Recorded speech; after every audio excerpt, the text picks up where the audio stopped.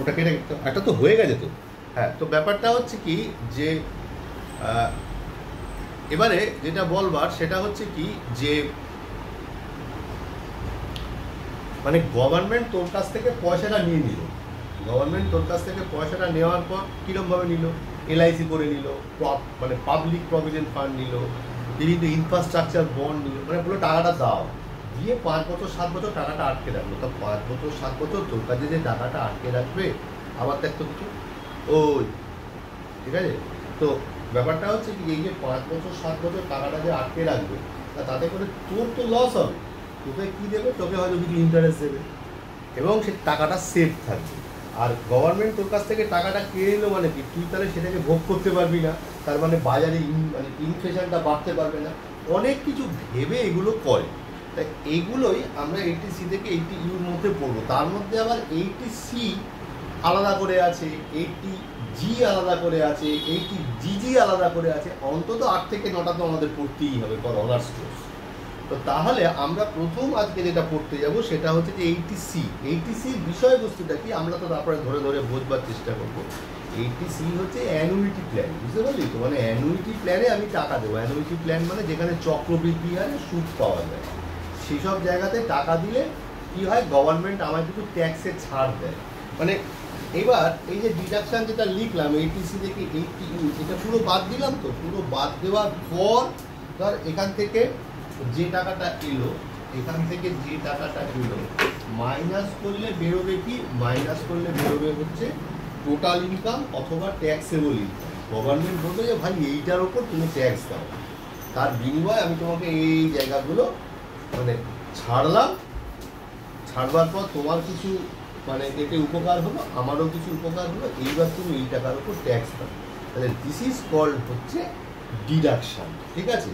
তাহলে এবারে আমরা ডিডাকশানের জায়গাটা বুঝবো। দেখ সেকশন 80C আমি যেটা পাঠিয়েছি, দেখ মানে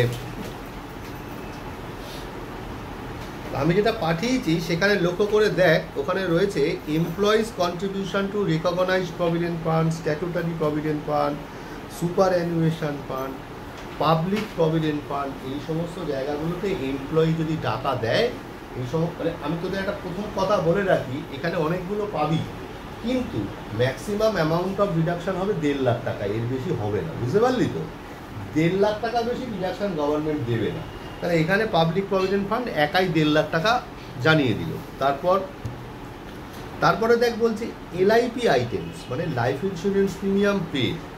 এখানে লাইফ ইন্স্যুরেন্সের ক্ষেত্রে কি বলেছে যে পিরিয়ড অফ ইস্যু পলিসি 31/3/2012, যদি 31/3/2012 অবধি মানে এইটুকু সময় অবধি যদি পলিসি করা হয়, বুঝতে পারলি তো? এইটুকু সময় যদি পলিসি করা হয়, এবার যদি পার্সেন্ট ডিসএবিলিটি থাকে or percent suffering from specified disease, মানে ইনকাম ট্যাক্সের মধ্যে কিছু ডিজিজ বলে দেওয়া আছে, অথবা ডিসএবিলিটি মানে কানা কোড়া এরকম যদি হয়, তাহলে সেক্ষেত্রে কী বলেছে 20% অফ পলিসি ভ্যালু, ঠিক আছে?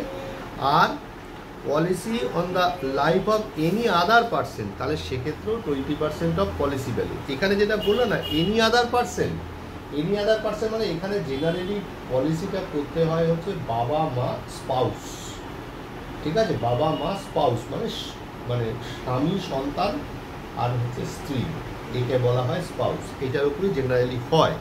তারপরে ডিউরিং প্রিভিয়াস ইয়ার 2012-13 এটা 10% হবে, ওখানেও 10% হবে। অন অর আফটার 2013 15% হবে, ওখানে 10% হবে। এই হয়ে গেল। তারপরে কি বলেছে LIC fund scheme, unit linked insurance plan, national annuity plan, তারপরে ইউটিআই ফান্ড স্কিম, ছেড়ে বেরিয়ে চলে যাচ্ছি। সবচেয়ে খুব ইম্পর্টেন্ট হচ্ছে এই subscription to national saving certificate, এটা ভীষণ ইম্পর্টেন্ট, বুঝলি তো? এটা ভীষণ দেয় পরীক্ষা। ন্যাশনাল সেভিং সার্টিফিকেট কী হবে তোর এখানে দেখ 8 নাম্বার ইস্যু, মানে ইস্যু কেন বলতে এরকম ইস্যু কেন নাম হয়েছে? ন্যাশনাল সেভিং সার্টিফিকেটের বিভিন্ন রকম সুদ তৈরি হয়, বুঝলি তো?